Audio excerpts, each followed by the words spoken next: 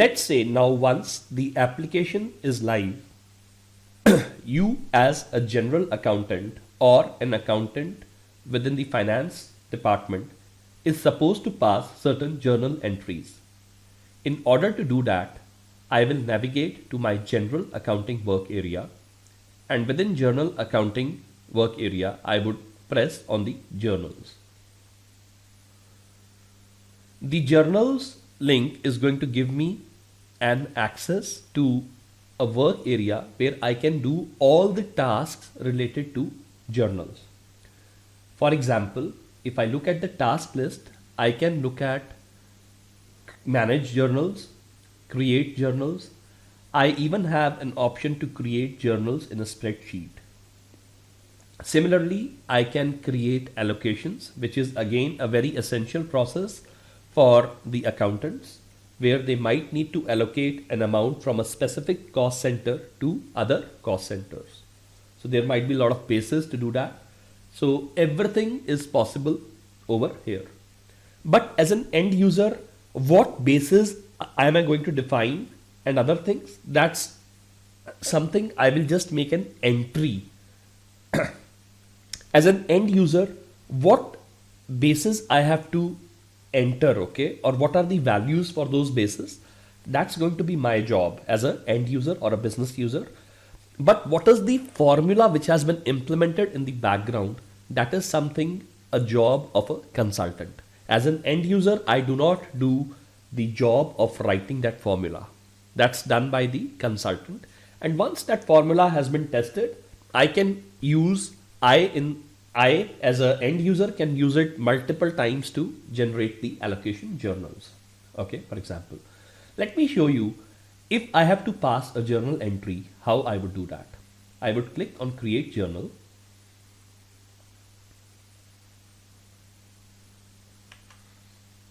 This is a journal entry page where the fields which are marked with a star on the left of the label, they are all mandatory fields, whereas the fields which are not marked with a star or an asterisk, they are not mandatory to be entered.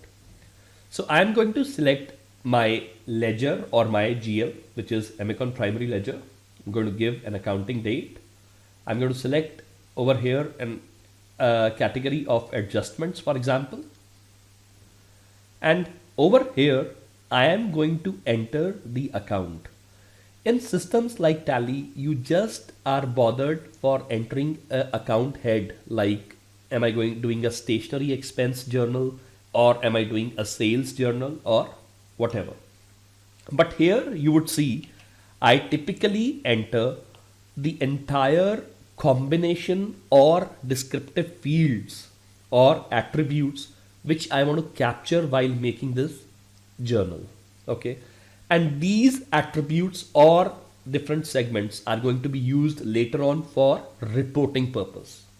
This entire information, what I might require, okay, to report at later point of time, I am going to explain it as an end user to the consultant.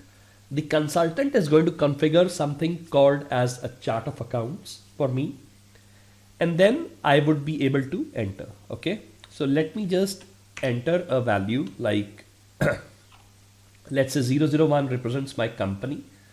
Okay, then department could be, let's say a training department. Then natural account is the actual account head. Okay, I see how easy it is to search. I can, let's say my all expense accounts start with 5. So let me do that. I'm going to say that, okay, it's a salary expense, for example. Okay, and line of business, probably Oracle or SAP or whatever, like I'll say it's a training line of business. Project, no projects, so I have given a default one. Then I have an intercompany of no intercompany and a future for any future users. Okay, and I'll click OK. Okay, and then I'll give what is the debit amount. So basic rule of accounting, right? For a specific journal, you have to have your debits equal to credits. If I try to save it now, the system is going to give me an error saying that you must enter either an entered debit or an entered credit amount. Okay, this is for the second line, sorry. Okay, let's say I delete this line. Okay, let me delete this and let me try to save it now. Okay, see, it gives you an error. The entered debits do not equal to the entered credits. Okay, so you see these basic validations are already built on into the application, and you as a end user or a business user, you are doing, and you as a business user while entering these transactions, are notified by the system that you have done some kind of mistake. So just correct it. Okay, so if I, let's say, do a save, okay, and before this, so let's say before I start entering it, I want to copy this. I can use Control C to copy this combination entirely. Yeah, and let me enter the second journal line. Okay, why I have copied, I'll tell you. Okay, let's say if I just do like this, and the credit, I want to make it to the bank account. Okay, the bank account is a kind of an asset. So let's say I want to, okay, I could have easily searched by there. I have paid it through my ICICI account. Okay, which is okay. And let me just do this. Perfect. And okay. And I'm going to enter a credit of 100 over here. Okay, I can enter, of course, a meaningful description as well. I'll do a save, and this saves my journal. Now, if you see, there was no error which came, right? So saving a journal is not going to do anything to my balances.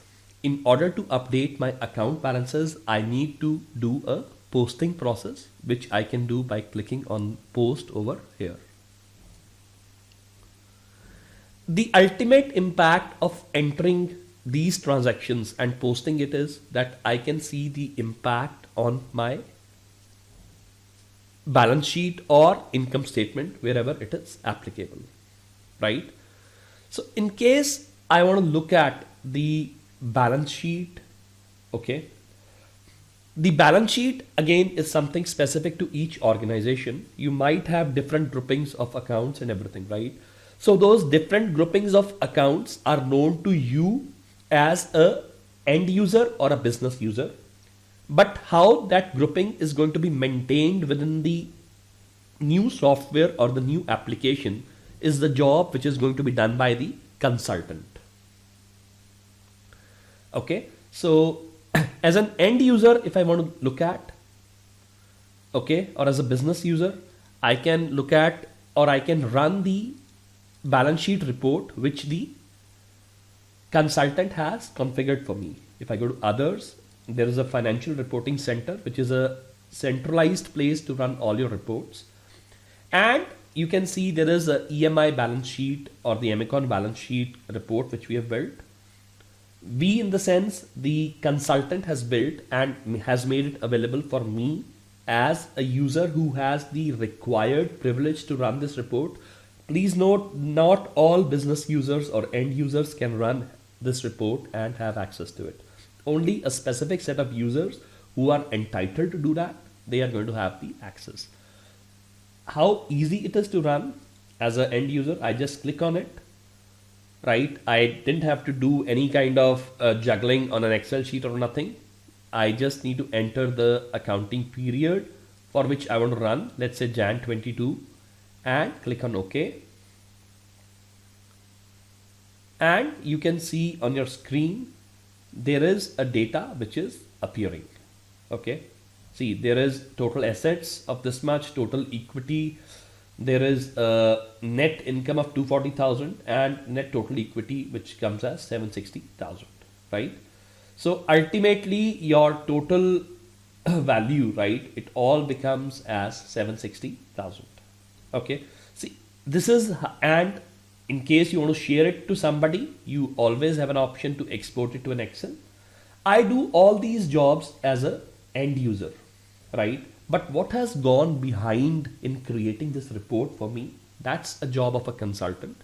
And that's what we are trying to explain that how exciting your role can be if you opt to become a Oracle, or for that matter a SAP ERP consultant.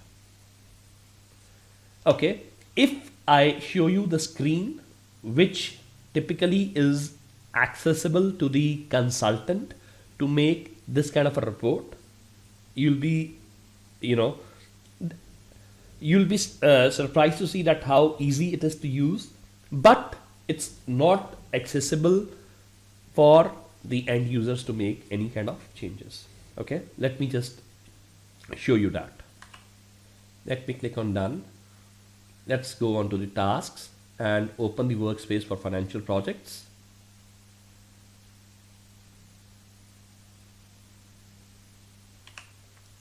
Let's go to tools and let's launch the financial reporting web studio.